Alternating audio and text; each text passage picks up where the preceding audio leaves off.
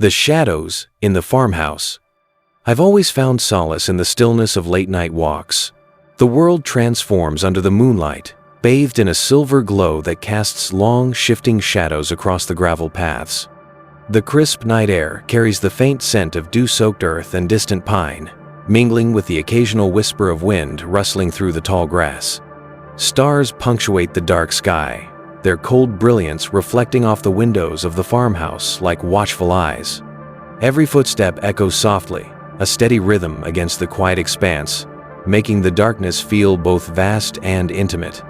There's something about the cool air brushing against your skin, the gentle rustle of leaves, and the distant call of night creatures that makes the world feel simpler. I'm a welder by trade, have been for over 40 years. It's honest work, but it doesn't fill the silence that crept in after my wife Maria passed away. Since then, it's just been me and Bosley, my loyal German Shepherd, on a sprawling farm that feels far too large for one man and a dog. The farmhouse is old, creaking under its own history, with wooden floors that groan in protest with every step. The walls seem to whisper faint echoes of conversations long past, and the shadows shift unnervingly with the flicker of lamplight, stretching and recoiling as if alive. At night, the wind sneaks through the cracks, producing faint, hollow whistles that sound almost like distant voices, mingling with the occasional thud of unseen objects settling in the darkness. Maria loved it here. After she passed, I couldn't bring myself to downsize or even step into the bedroom we once shared. It stood there, frozen in time, like a shrine to memories I wasn't ready to confront. One night, after a long day in the shop, I decided to take my usual loop around the property. The moon was a thin crescent, casting pale silver light that danced with the shadows. Bosley trotted beside me, his nose occasionally dipping to the ground to catch unfamiliar scents. As we rounded the back of the house, I glanced up, more out of habit than curiosity. That's when I saw it. A flicker of movement in the second-story window, the bedroom window Maria and I once shared. I froze mid-step, my heart pounding like a drum in the hollow silence. No one had any reason to be up there. I hadn't set foot in that room in years. My first thought was that someone had broken in. Anger surged through me, replacing the initial fear. This was my home. I rushed inside, Bosley on my heels, his ears perked and alert. The stairs creaked under my hurried steps as I climbed to the second floor. The door to the bedroom was slightly ajar, a sliver of darkness waiting beyond. I pushed it open, my flashlight beam slicing through the gloom. Nothing. The room was exactly as I'd left it, dust-covered furniture, faded curtains, and an untouched bed. But the air felt different, heavier, like it was holding its breath. I searched every corner, every shadow, but found no sign of an intruder. Yet, a faint, unfamiliar scent lingered in the air, a mix of damp earth and something metallic, like rust or old blood.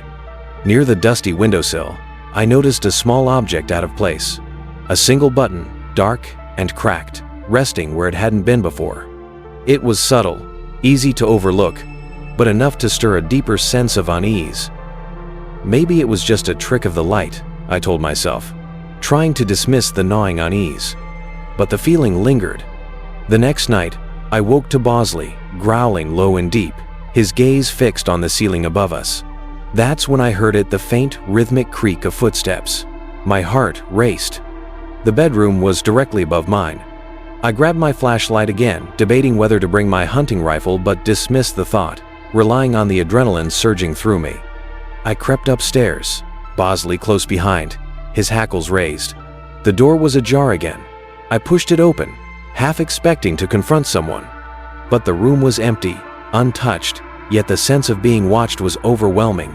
My anger from the night before had morphed into anxiety. The following night, I found the kitchen lights on. I distinctly remembered turning them off before bed.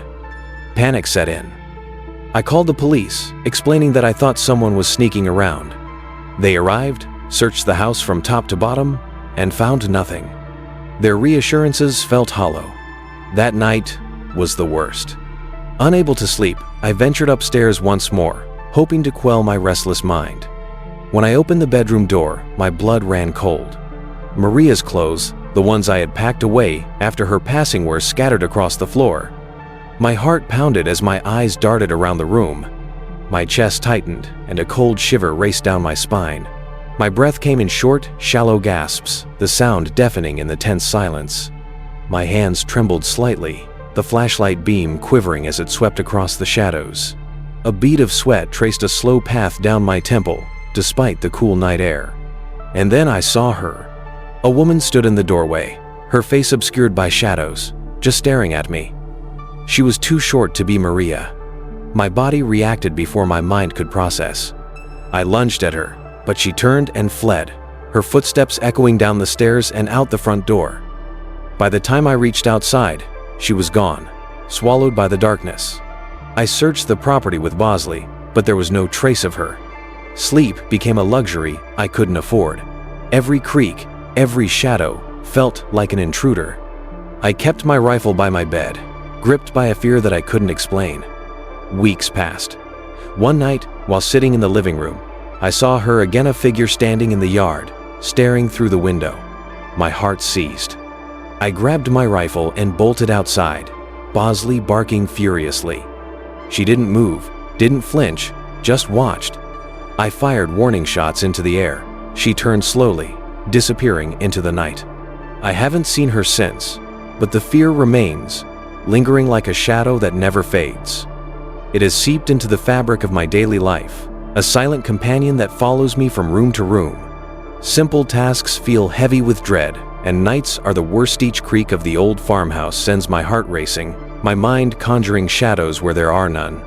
Sleep is a fragile thing, shattered by the faintest sound, leaving me trapped in a cycle of exhaustion and hypervigilance. Even in the daylight, the anxiety never fully dissipates, a cold knot in my chest that refuses to loosen. I don't know who she was or why she chose me.